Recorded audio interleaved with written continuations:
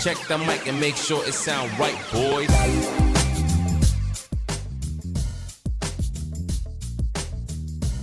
Welcome to Red Storm Chasers. I'm Vincent here with Craig, Tim, and Nick. On this episode, we've got another special sit-down for you. But before we get into that, guys, another random question to start off our show. What is your favorite sports venue that you've been to? Any sport, single venue.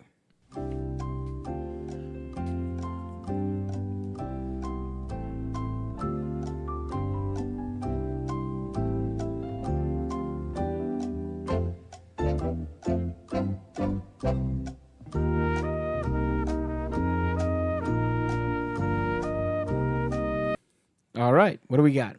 Time's up. I have two. All right, Breaking the rules right out of the bat. already violating the rules. Okay. Who cares? The rules. I mean, some people care about the rules, but Tim, what do you got? NCAA doesn't, so why try? They actually got strict rules. What are the venues, No, they Tim? don't care about their own rules. What venues would you? So do it's enjoy the most? it's actually one is based off of an experience, and one is just my favorite all time, like being there. Okay. My favorite experience at a location was actually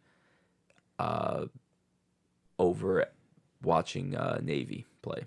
Okay, we went down to Annapolis. Yep, went to Annapolis. Every year, we the four of us and a group of friends, we go out on a football trip to a college football game. One year it was Houston at Navy. The year Houston was ranked fourth or fifth Top five, yeah. in the country, and Navy upset them. And we were in front row. We were right next to the can, which we were somehow not deaf at the end. We still have permanent hearing loss, but And we got to storm the field. We were one of the very first after this one guy ran on the field, looked back at us, put his hands in the air, and ran on. We had respect. We waited for the midshipmen to storm. Yeah. And then we said, okay, if one other regular person storms after the midshipmen, we'll go. And then one guy went, and then we all went. and then the whole stadium went, not just us. Yeah. Speaking of the midshipman, one of my friends was a midshipman at the time, and we randomly saw him on the field after we stormed the field, which was awesome. That was a wild game. It also was pouring, by the way. Oh, it was pouring rain. Pouring rain. Wet through your clothes. It was awful. Yeah, that was tough. It was tough getting back up because our pants were so Yeah. wet that you couldn't lift your legs up high enough to get back up. A lot of upper body strength at that point. But that's not your favorite venue. That's your favorite No. moment. That's your favorite experience. Understandably, it was a great time. What's Yeah. your favorite venue? my favorite venue is WVU, Milan Pusker Stadium. Football stadium. Very Yeah. nice. Good, cool stadium, for sure. Parts I can remember. Yeah. Yeah, exactly. Parts I can't remember. Not a lot of them, I've never been there. but we've been there. Yep. I got the ticket stub to prove it. I'm not sure I can tell you what it looks like. Black Lot, right? That was where we parked. With the Yeah, RV. God Yeah. bless. And I know it was the basketball stadium parking lot. I can tell you Yep. that. Yep, we were right by the eggshell. I could tell you that was the day that me and Vincent thought we were going to die. Yeah. We were in the RV, and unfortunately, we had broken the top vent open while we were driving by mistake. It's past statute of limitations, so that Yeah. Cruise America can't come get us now. That went out of business anyway. That one we rented it from. That's so it doesn't true. So matter. it doesn't matter. Yeah, good point. We got stuck open, and then it was right over the bed that me and Craig happened to be sharing, and in the parking lot of the basketball stadium, there are no RV hookups. Just in case you're wondering, you can't plug your RV in. So For you RV lovers out when there. when you run out of gas in the back part of the van, or in the RV, I should say, all you have to do is turn on the RV and Let it charge. and let it charge, and it'll come back. However, if you fall asleep with it on, someone has to wake up in order to do that. Well, we fell asleep, and being that the vent directly above me and Craig were open, And it was the coldest day of it was the year. -2 degrees outside. And we everyone woke being up. too drunk to Yes. do anything. We woke up in 2-degree weather, freezing, with, all you needed to do was take 15 steps and get to the front. Tim and our other friend were sleeping in the front part. Nice and warm. Nice and Toasty warm.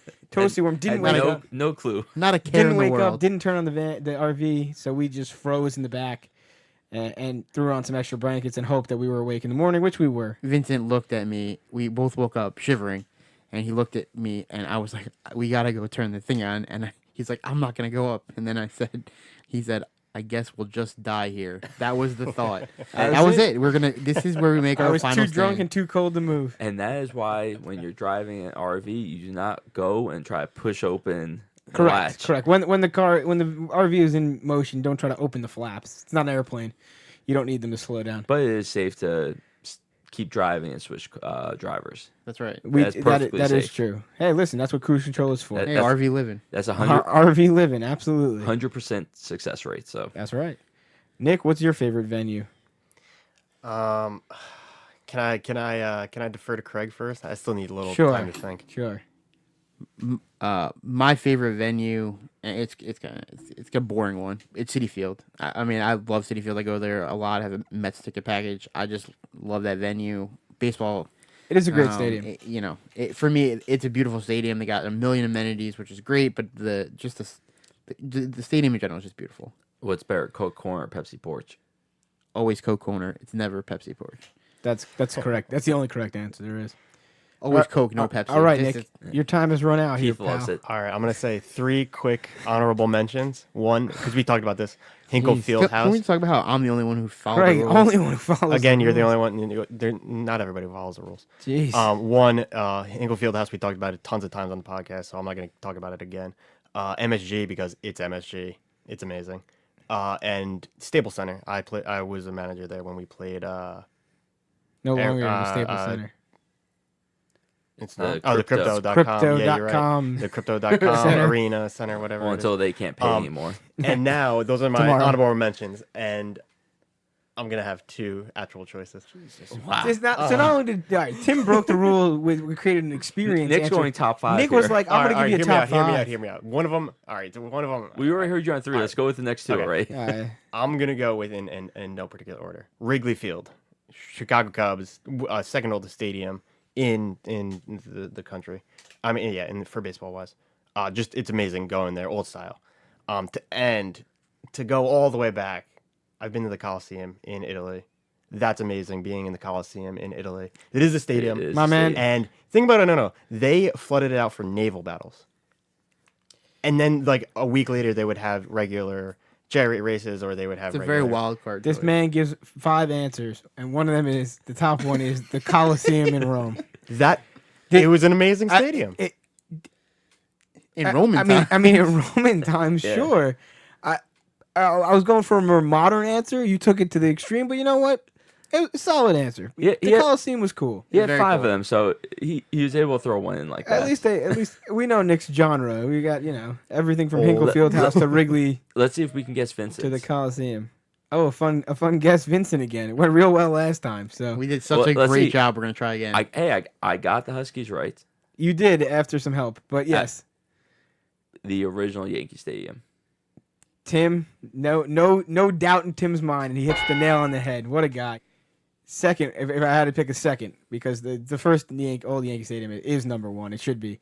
It was a spectacular stadium. Should have kept it. No reason to get rid of it. Number 2 is more of a personal, just personal. I've been to the Blue Turf in Idaho. Boys.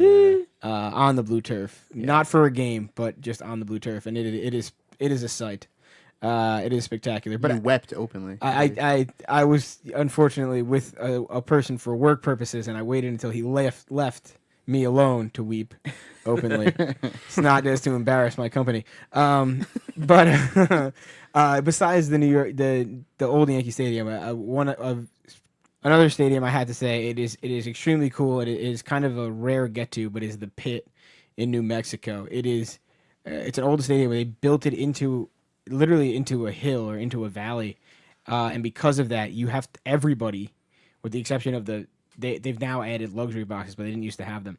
There's luxury boxes that go around the top. However, everybody else has to walk down to their seat. So you walk in and you're at the top. So if you're in row 45 or if you're in row 1, it doesn't matter. You have to walk all the way down from the top, which is it's a really cool atmosphere. And New Mexico basketball hasn't been good in a while, but it does make for a really cool arena. With you saying that, I forgot the really, really cool moment of going to watch the Jayhawks and you have to go onto the court to get to your seats. It's funny because now that Fog Allen is cool. Yeah. now that literally all of you broke the rules, I was gonna add 2 more because why not? I didn't break the rules. Tim You gave 3, but sure. No, Tim hit my number 1 on the head. Yeah. Okay, well, you want me to just say, yep, no problem. Let's move on to the next thing. All right. I mean, this guy gave 5 answers into the Coliseum. For God's sake, I'm not mad I get about to it. I get to say a few things. You I just didn't Maggie break the didn't rules. think about the Coliseum. I'm not. Vincent did not break the rules. Salty. I got Whirl on one try with Vincent here. I just don't want to be accused of breaking the rules when I, in fact, did not break the rules. I was gonna bring up Fog Island Fieldhouse because it is a spectacular venue and it's an amazing place to watch a game. The other one I want to bring up with another baseball context is Pittsburgh Pirates Stadium. Just that is a beautiful stadium. It frames the city perfectly. It just honestly, it's a great ballpark.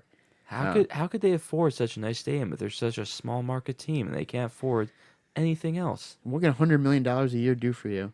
No, you all broke the rules. I'm gonna break the rules too. Pittsburgh Pirates Stadium. Salty. It's salty. Come on. Actually, you know what? If we're on the topic of stadiums, I'm gonna go with Ford's Park. It's It's a field. a good old local field here in With town. double rooms, why don't you go to Roosevelt? Oh, come on. Oh, I was talking about the baseball Yeah, stadiums. you're Oh. talking about baseball. If we're talking about basketball, I'm talking Wrigley Park. Wrigley. Wrigley? No, you mean Quigley. There we go. Quigley. You were damn close there. Nick really loves that basketball court so much he can't even remember the name. Quigley Park, where you gotta scrape off the glass. Yeah, Literally. Anyway, well, now we have a special guest, an NBA champion. This man coached Yes. for 42 He years. has coached for 42 years. Still going strong. Former interim St. John's head coach, current Bucks assistant coach, Mike Dunlap. Hey, Coach, how's it going? Good to have you on. Thanks for coming. Thanks for having me. Love the Red Storm and my time there in the 2 years was a lot of fun. All right, so let's start a little bit with your start at St. John's, and then we'll go a little into your backstory and bounce around a bit. But what was it like when you got the offer from St. John's, and you knew you were going to be coaching with Coach Lavin? I was at the Final Four when I got the call, and obviously Steve has got charisma plus, and so when Coach Lab called, it didn't take long. We put the phone down, and my wife and I said, I'm a West Coast guy, and I get an opportunity to go across the Mississippi and be in the Big East. And we've always been adventurers. We did pro ball in Australia for 3 years in the NBL, and so it wasn't a hard call. To curiosity wise, and being a part of the Big East is pretty special. And then you add the element of St. John's and the tradition of that, and the challenge of getting it up and running again was something special. So it was a great opportunity. So how did you adjust to the East Coast? Oh, I think when you're in the gym and it's a 94 by 50, you know what you're doing. And then, you sample the city, and I'd been to New York before. So, and most coaches are driven and so their schedules are pretty tight, but the adjustment wasn't bad, other than the fact that we had a son who had a chance to graduate in Eugene, because we were at the University of Oregon before that. And so I was without the family, and that wasn't a pleasant experience, but it's doable in New York, and the electricity of it in the Garden and all of that is really a great opportunity and a lot of fun. So I looked at it as something to explore and learn about the East Coast and the Big East. And mostly my time was spent on film or working with guys, that needed time on their shot, whether it was Sean Evans or it could have been anybody, but I was there to serve at the pleasure of Coach Lavin and see if we could get the program going. And fortunately, we kind of caught fire and did that in a quick fashion. Yeah, I mean, certainly, you made the tournament your first year. What was that experience like? Well, you're just kind of trying to make an imprint and survive and learn.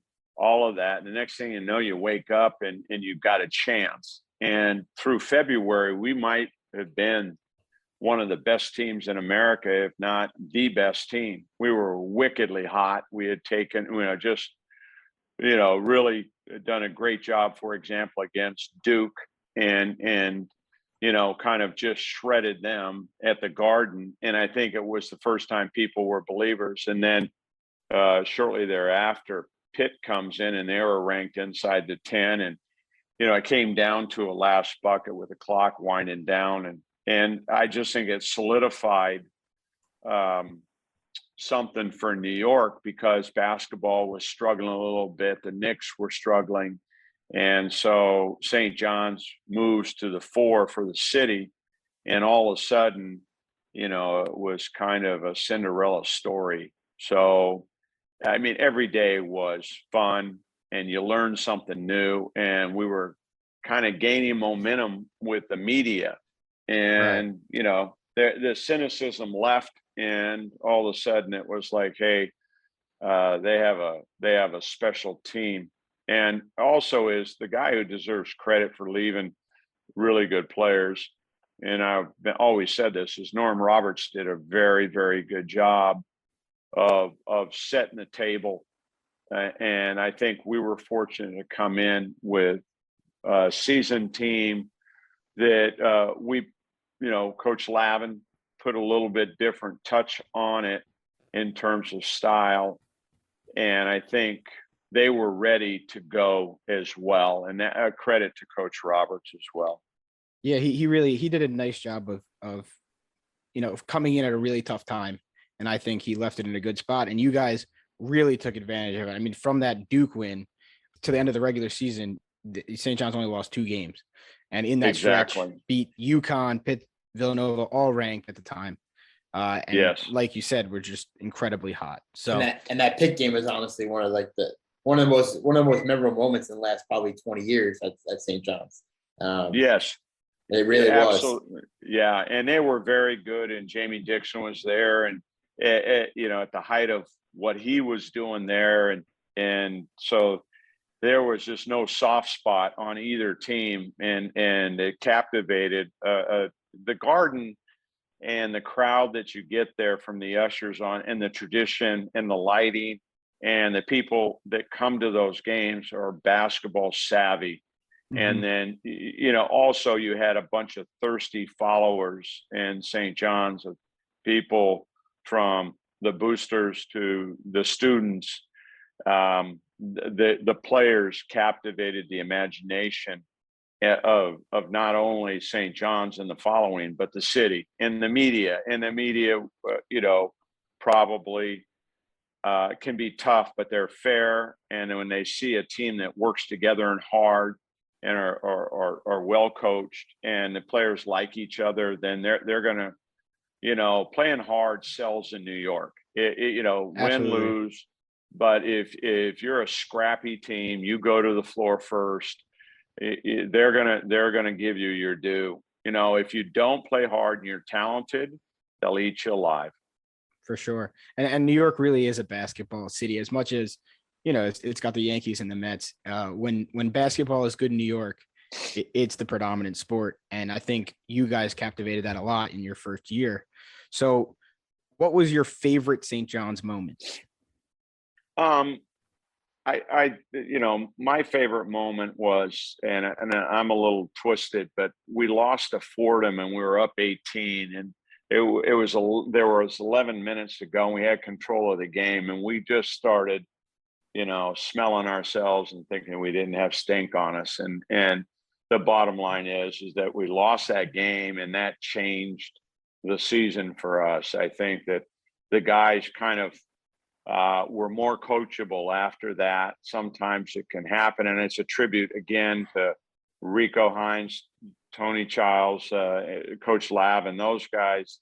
I thought did a great job of, putting their head down, keeping the faith in the guys, and then from that point on, we took off, and that was a pivotal moment. And I'm more inclined in my style of helping, coaching, being an assistant, being a head coach, of of a lunch pail kind of mindset. So, and that team had that, and they just needed some guidance and some confidence. And after the Fordham loss, they were just more coachable, and that can happen. And it did happen. And I think Coach Lab did a great job of bringing us through the eye of the needle, because she's a very confident human being. So which player do you think worked the hardest while you were there? Oh, geez. That would be a tough one. And then you always get coaches that duck a question like that because they don't want to hurt feelings. Oh, understandable.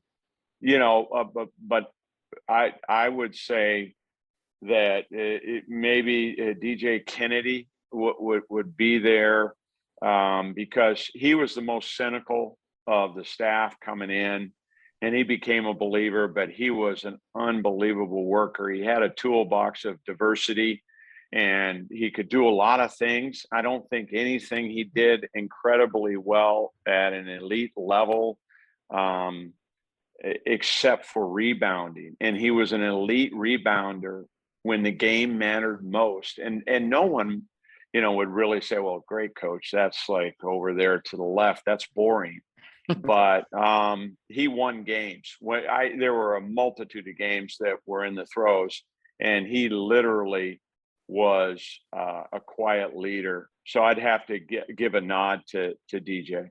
Yeah, and also speaking of DJ, that obviously was a big factor at the end of that season in the Big East tournament when he got hurt against Syracuse. Was changed the complexion of the way. I mean, we were going to be a pretty high seed. And I think that definitely hurt our seeding and our matchup and all of that stuff.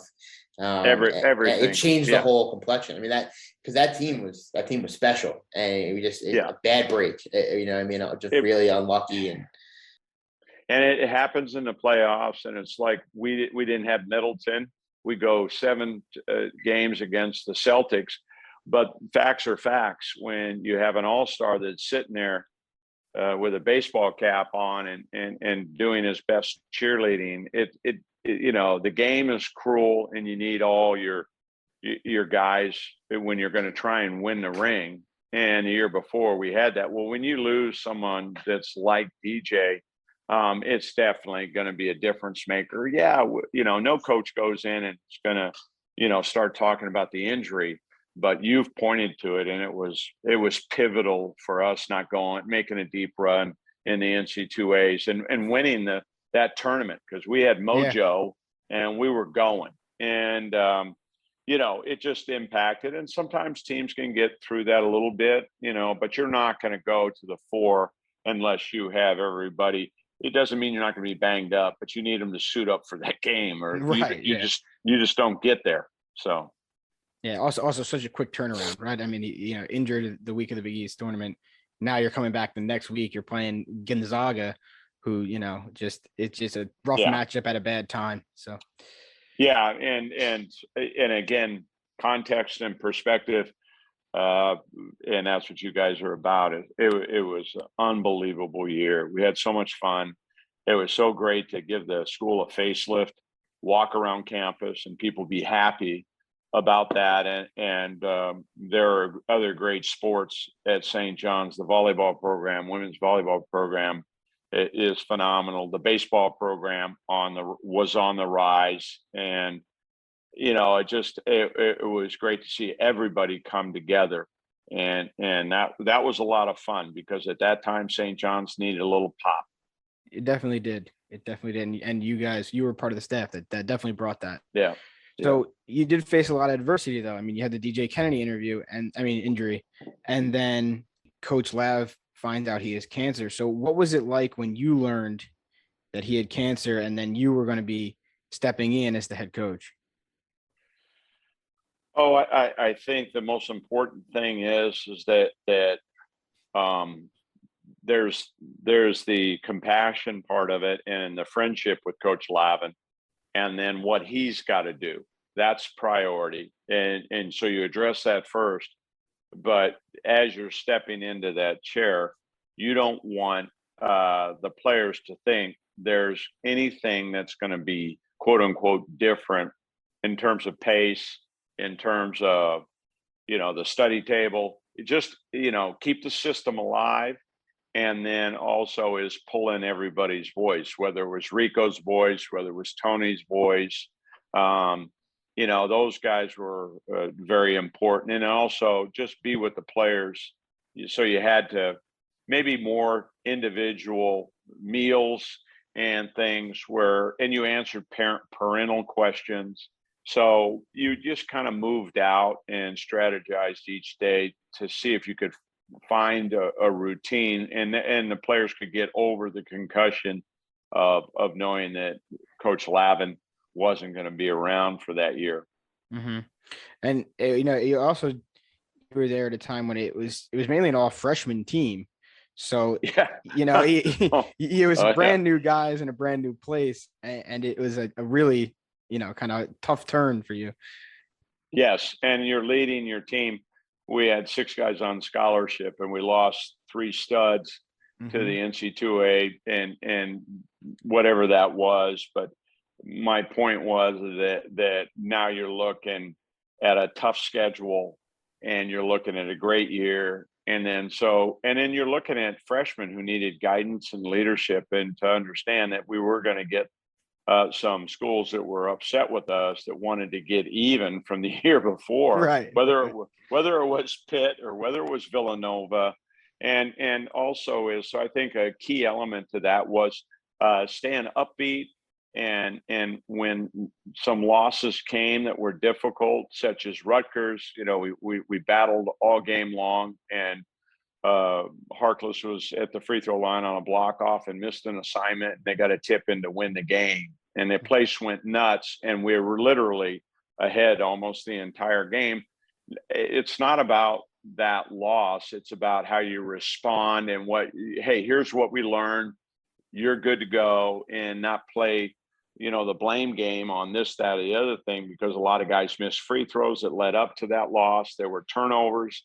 And so just kind of trying to placate everybody in a way where they understood that, we're going to use this as learning, and you guys are going to be really a good team, and put the seeds in the right way.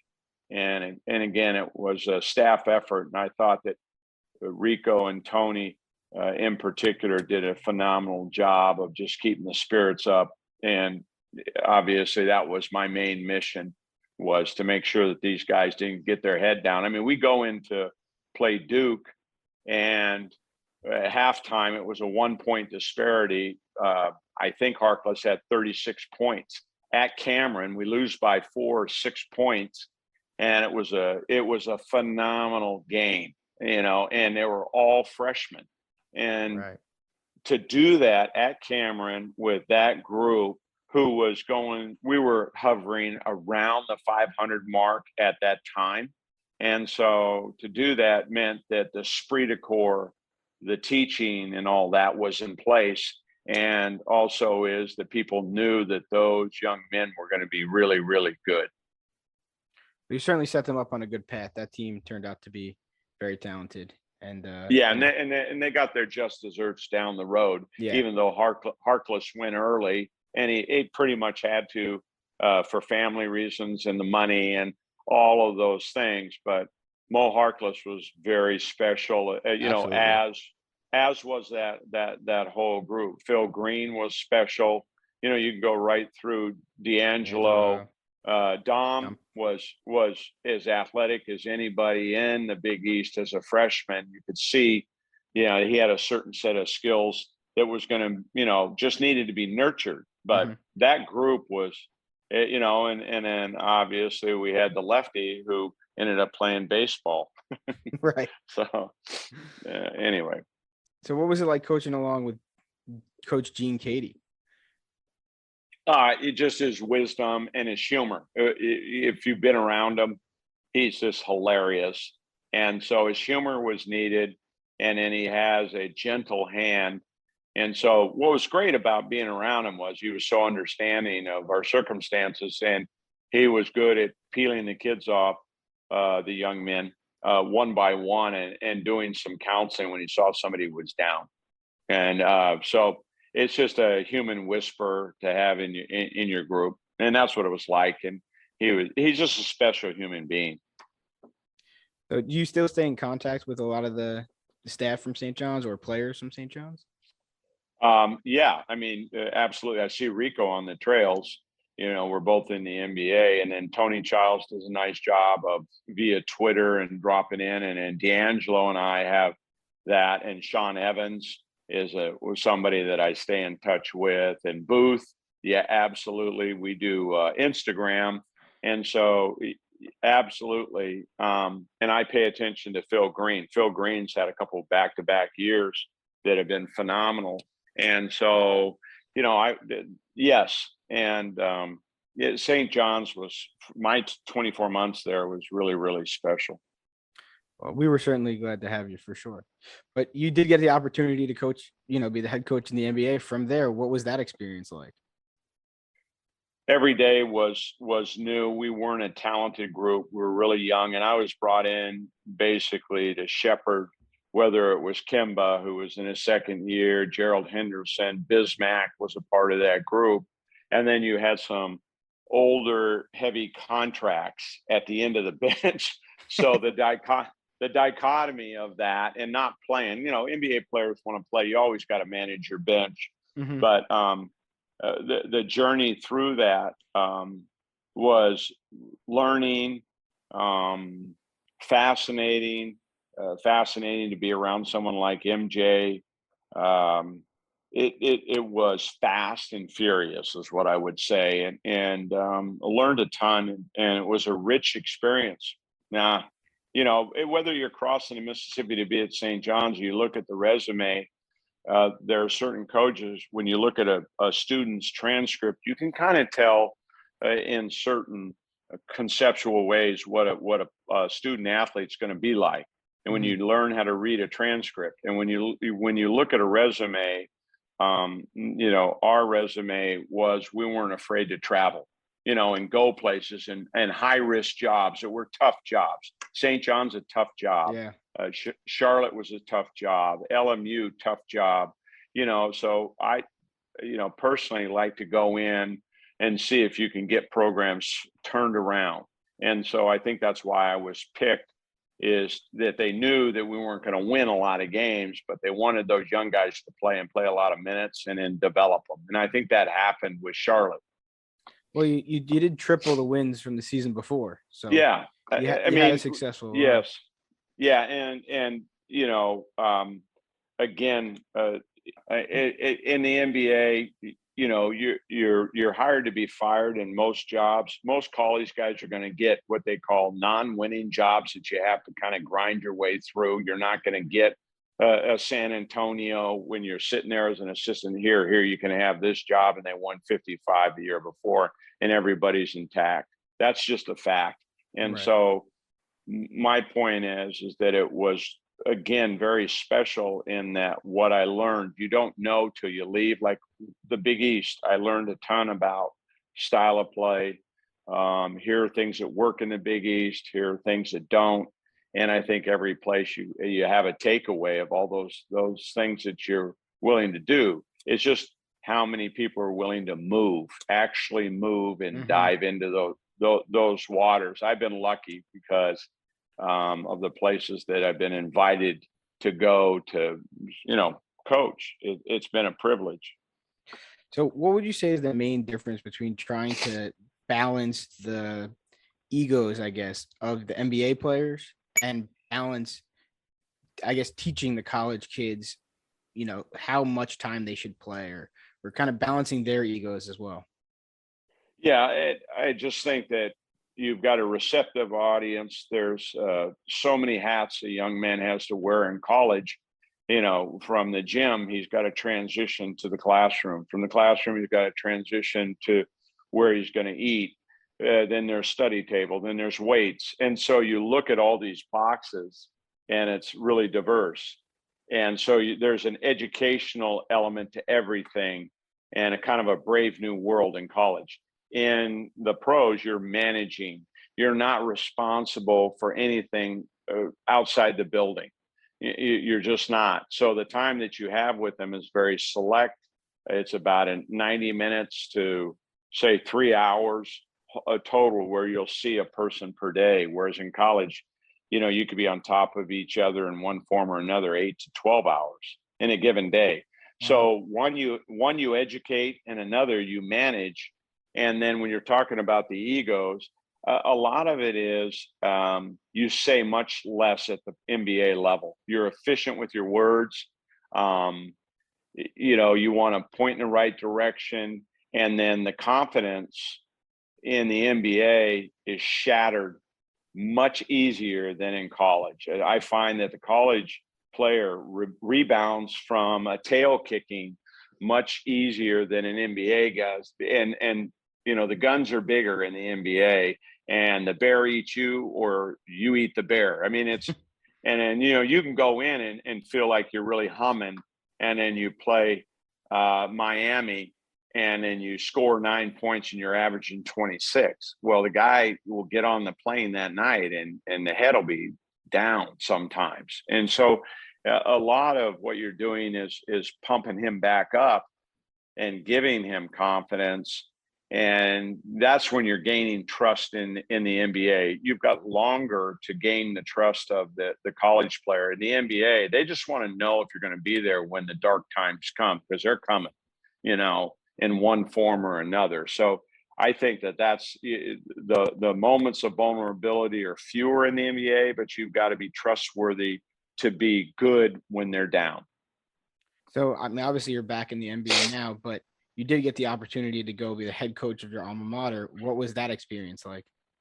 Well, we were turning around a program that hadn't won in 25 years. Our fifth year, we won 22. So we were on our way. We had 3 starters off that 22-win team that went down and were out before the preseason even started. Oh, geez. So you could see the numbers were good, but it's emotional because you played there and you want to help the program. And places like LMU are without a lot of money. It looks like they have a lot of money, but they don't, for whatever reasons, political and otherwise. They're kind of approach it in a less than a Gonzaga or a St. Mary's or a BYU or even a University of San Diego. They don't quite front up and put the money in and the resources. And then the ego of the boosters and stuff is more fragile because they'll just harken back 30 years to when Gathers and Kimball played. And you go, folks, you need to wake up. Those days are gone. And so it's a kind of a reclamation project. Mm-hmm. Would you think about going back to being a college head coach? I don't know that it would have to be a really, really good situation. I would be picky about it, and not because I'm anything, but because of age and I'm with a great, great organization. I'm, lucky enough to be with a great head coach and Coach Bud, and then be with a generational player in Giannis. So I wouldn't be in a hurry. Understandable. Over the next 3 to 5 years, we're going to be vying for that ring in one form or another with some luck again and again. And you don't want to run from that unless you have a situation that's a little bit more ideal than Charlotte or LMU. You don't want to run to, an area where you don't have what the other guy has, and so, I've done enough of those jobs. Right. Well, you've been with the Bucks since 2020. So obviously you're happy. You seem happy about it. You seem to have enjoyed your time there. Yeah, I love it. I mean, it's absolutely, a blessing. 1 year I was fired at LMU, bottom line. And the next year you're getting a ring. you're winning. I mean, there aren't 5 guys on the earth that have that story. And someone says, well, how'd you do that? I said, well, everybody's going to talk about, preparation leads to luck. And I'm just saying, I went to Vegas and it was black. And it was, I don't know, that one movie where all the money is moved forward. I'm trying to think. Good Will Hunting, my guy. But anyway, he just pushes all the money forward and he hits his number and wins all the money. But I feel like that the lottery was hit by being with the Bucks. And so my point is I should be happy. I don't need much to be happy. And I love being in the gym and working with players and all of that stuff. So, and I'm kind of in an emeritus role on the staff. So a troubleshooter, be it a player or maybe asked a question about something defensively or offensively, and then working out with players. I have a great job. And then, and then again, really, we're with really tremendous players in Chris Middleton and Drew Holiday and Brooke Lopez. And these guys all finished their college degrees. And I say that not in a snooty way, but, when you get somebody who's been through the educational system for 4 years and stuff, it allows them to maturate in a different way, not a better way. I want to be careful not to be too educationally snooty, but these guys are put together mentally, and everybody in the NBA knows it, that, they're not going to be caught out just, doing crazy stuff. And so it's really nice. I was with Denver Nuggets for a couple years, and it was a lot of fun, but man, it was unpredictable. We had a lot of firecrackers for players, whether it was Iverson or Kenyon or J.R. Smith or Mello or whatever. Tremendous, seasons that we were there, but it was hard to predict because they were volatile personalities that they're different than I would say Drew Holiday or Giannis. You can't find anybody more humble than Giannis for his prowess and what he's about. And everybody knows that. He's a great interview, but you're never going to get him to use the I word too much. Right. What is it like working with Giannis? I mean, he truly is a once in a generation player. Well, he's not done yet. That's the thing is, players can peak at a certain level, and it literally week by week, whether it's a game and you don't have a lot of practice time because you have 4 games that week or whatever, we see things where he's figuring out. And as you know, his shot's getting better. His free throw improved dramatically this year. But you can just see that a lot of things are coming into play here. He's got one more level to go. And so what's phenomenal about him is how much he's improving. I mean, this is a human being that can take 8 steps literally from one end of the court and be at 88 feet and be on top of the rim. If he hits half court, he can be 3 strides and he's on top of the cylinder. No one else in the NBA can do that. Yeah. And so when you're with, and his speed is phenomenal. He has a gear in him that, he's going along, and his strides are obviously very, very long, like Bolt's. That was a difference maker in the 100-meter dash.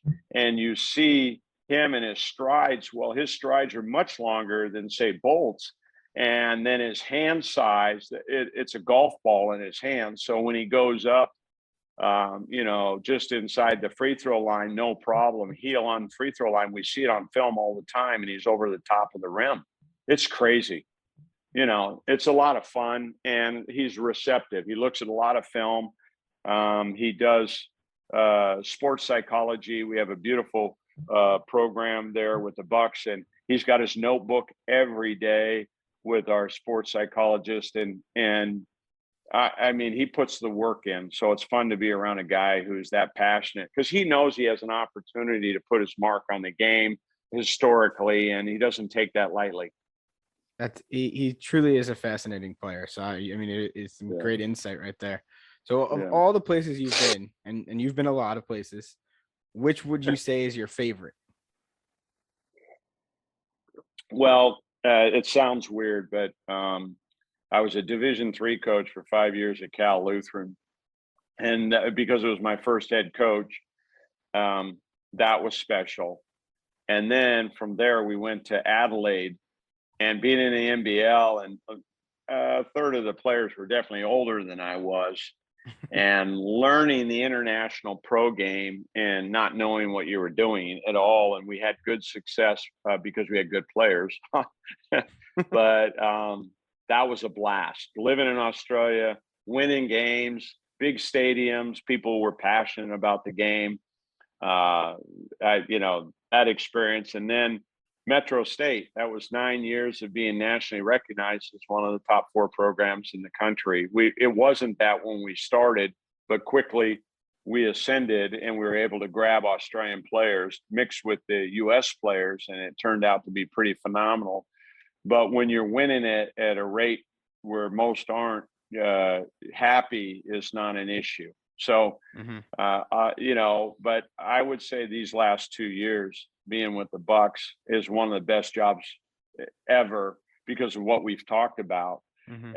But I would say that the coming out of the Garden after we beat Duke and we played at 11 o'clock and my wife and I were going to get something to eat at a Mexican restaurant on 18th. So we just needed a cab to go to this specific restaurant, and the cabbies literally stopped. Everybody was honking their horn, and we had those white shoes that Lab had us wear tennis shoes. That was a trademark, and so they recognized who we were, and there were people in the streets coming up to us, and that was my favorite. That's one of my favorite moments. But when you win a national championship, at Metro State, we won a couple, we lost another and got to the Final Four another time. But when you hoist that trophy and that you're the best in the land at what you do, and there are 280 teams, and that trophy gets above your head, and you think of the millions and millions of dollars that was spent on trying to get that trophy in your hands, and what it did for Metro State as far as an institution. Literally, there were taverns across the street, and they didn't know where the school was. And they interviewed once we won the national championship, and they said, "Hey, Metro State won the national championship." And at the time, the Nuggets were bad. And so we were this little story in Denver, Colorado. And, they brought us to the legislature and did all of that stuff. Those are memories that are phenomenal, and you don't take that stuff for granted. But then last year we're coming around the corner, and there are 300,000 people in Milwaukee at the parade when we got to the stage, and the confetti's coming down, and you're looking at your family on one of those European buses where you're at the top, and there's this confetti like it's a deluge of rain in New York. I mean, you're caught in one of those storms. And I looked at my wife Molly and I said, "How about this?" You can't. So I would just kind of just give you a thumbnail sketch of the journey of the highlights, but those places were all pretty special. Amazing stories, for sure. I mean, I remember the Duke game. We were there. That was incredible. But yeah, I mean, you've had an extremely interesting career, it sounds like, and extremely rewarding for sure. Yes. No, the family, the Dunlap family, has been incredibly lucky. The game of basketball has given us way more than we can give back to the game. And the one thing you're trying to do within the game is make a difference in people's lives as far as the players go. I know it sounds a little all that, but really educationally, college is an impactful place. In the ages of 18 to 22, say 23, whatever that is that you really do have a chance to alter their course in a positive way. And the institution does. I mean, universities don't get enough credit for being bastions of where you can be wrong. Think about all the times that you had these discussions with your buddies about philosophically about this issue or that issue. And thank God there isn't a video still around on all the things you said, that you thought For sure. It's a great place to be wrong. I always say that about higher education, because you can really figure out who you are and what you believe by the time you're a senior. At least you have the seeds, and then you put them into practice, maybe in Wall Street or wherever you're going to work, and then you figure it out. But they give you the tenets of your beliefs. That's when I think that your beliefs really take shape, is in college. And so, to be a part of that your whole life is phenomenal, because you're around young people. As you get older and people, pass away, you don't want to be that person without a lot of young people in your life, because they're the ones that kind of keep you going and keep you apprised of the trends. I wouldn't even know how to use the cell phone if it weren't for the players, and they're the ones who, they're on the cutting edge technology of everything. And so it's really important to keep young people in your life. And when you're a coach, you have that in triplicate. Yeah, with the team over in Milwaukee right now, you actually have Bobby Portis, who is very close with the current St. John's head coach, Mike Anderson. Have you actually be able to get in contact with Anderson? Because I think he's gone to a couple of games. I haven't. Unfortunately, when we played against him when he was the head coach at Missouri, so I'm dating myself. But I'll tell you one thing right now, the man can coach, and he gets his players to play out of their comfort level. So I think highly of Coach Anderson is my point. But back to Bobby Portis. He's my favorite player, and I probably shouldn't say that, but it's because of how hard he plays. And he's a floor burn waiting to happen.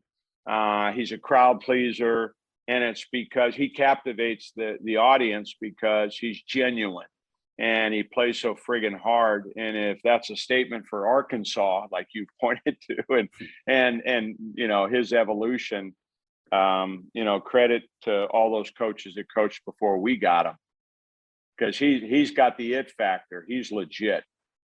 He's also, you can see, he's really focused on the team. Most of the season almost averaging a double-double, and then you guys started getting healthy at the end, and he took a little less minutes, but still came out there almost double-double every time. Great point by you. And quick story was last year we played Brooklyn, and the matchups were such that after the second game against Brooklyn, we shut him down. For the Brooklyn series, we come back and he didn't play at all. And then that night we got in late that night. That morning was what we call an off day.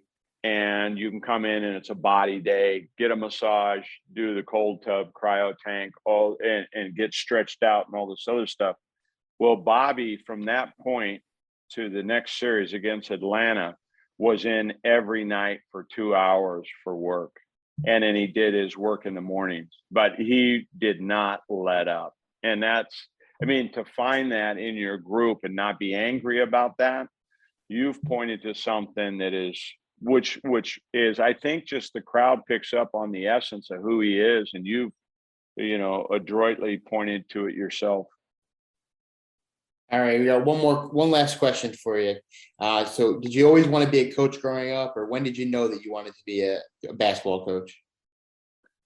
In the third grade, I had a PE teacher, and I was just, in those days, the PE teachers were like any other teacher curriculum wise, and you had to go put your orange shorts on and a white t-shirt, and you had your PF Flyers or your Chuck Taylors in your locker room, and he checks you in, he checks you out. His name was Mr. Page. And I could run and jump and wasn't the best by any stretch, but it was in the top tier. But competitively, I was kind of a nail biter, and I would go after people, and was in the principal's office a fair amount, and more than my parents would have liked. Let's put it that way. But anyway, Mr. Page came up to me and tapped me on the shoulder, and he said, "You should coach." And it's like I just took that and ran with it. So I knew in the third grade, and then in the sixth grade, I was okay academically. I was the kind of person that would be invisible in plain sight. I didn't want to ever raise my hand. I was an introvert, kind of hid. And the teacher called me out, and she knew that I was on the basketball team in the sixth grade. She said, "Dunlap, don't you be a coach. You're going to be an attorney." you know, and she said it in front of the entire class, and I was mortified. I remember it like it was yesterday. Her name was Mrs. Boko, and Mrs. Boko, Clearly. oh my God. And I saw her years later, several years back. I went back to Fairbanks, Alaska, and I saw her in a little restaurant, happened to bump into her. She was sitting with her daughter, and I went up and I did not recapitulate that story, but I thanked her for being my sixth grade teacher. That's how ballsy I was.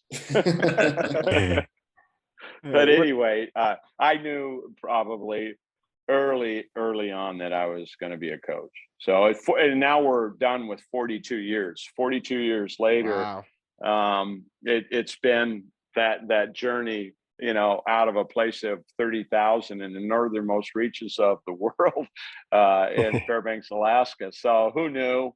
And it's been a blast. It's been an absolute blast. But I will tell you, the Red Storm is definitely in the Garden, and you know what happened at St. John's is definitely within the 5 or 6 top memories, without question. And like I said, coming out there and the double doors and midday, and having the cabbie stop and get out and start clapping and shaking your hand, and they were just fired up. It was something in slow motion.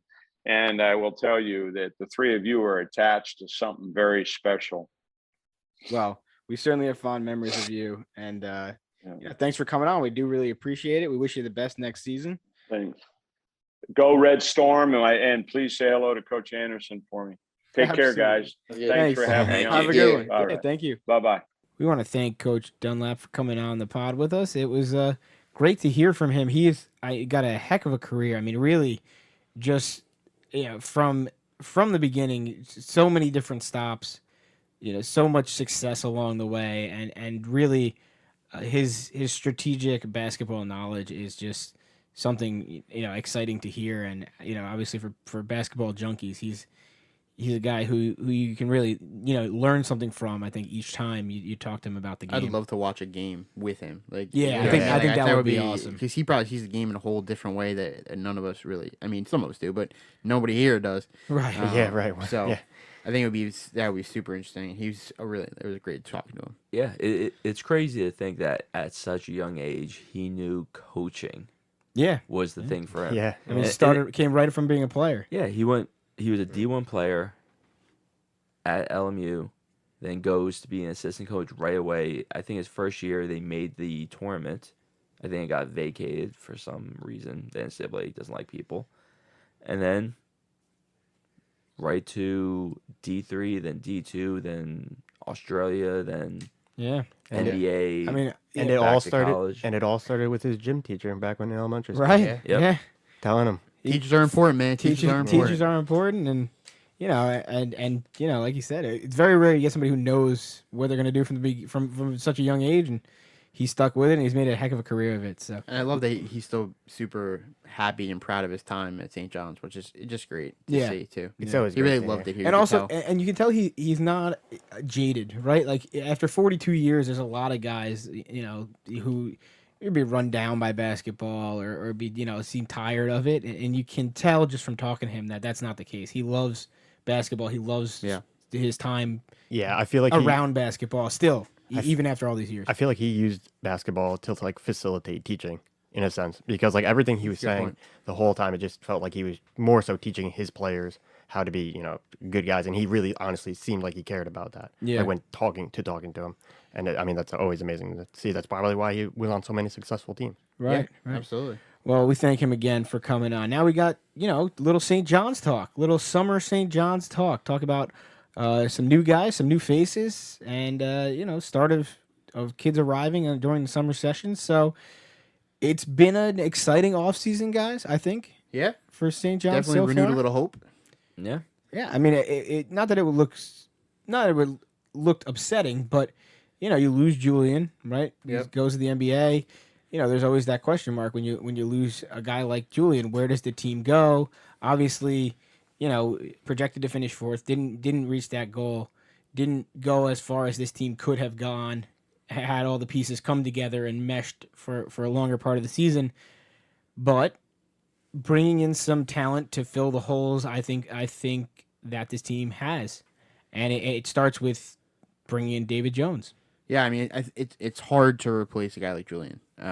Just you can't really do that. But you have to move on when he leaves, and you have to fill that production slot. David Jones, who was a guy from DePaul last year, which is going to intensify that rivalry massively, I would imagine. But last year he scored 14 and a half and about 7 rebounds in the Big East, so we know there's no problems there because he can do it. He did it against us.